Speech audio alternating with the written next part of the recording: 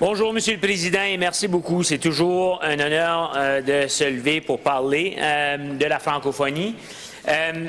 Je veux dire, par contre, qu'on a cette terrible gêne-là de la part de notre gouvernement quand on parle de francophonie, de nommer les francophones. Il n'y a pas une mention de l'Acadie dans ce texte que le ministre vient de lire. Il n'y a aucune mention des Acadiens et des Acadiennes et des francophones.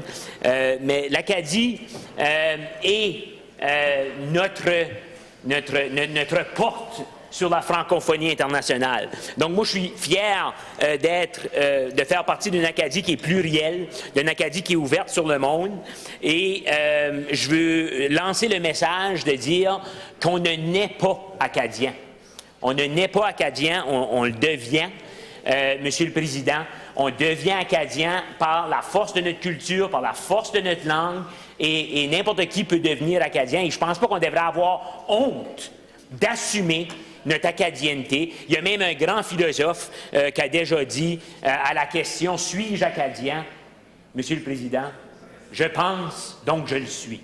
Et ça, c'est le message important que je veux envoyer à tous les gens de la province qui célébreront la Journée internationale de la francophonie. Vous aussi pouvez être Acadien, Acadienne, Monsieur le Président, et soyons fiers de notre Acadie.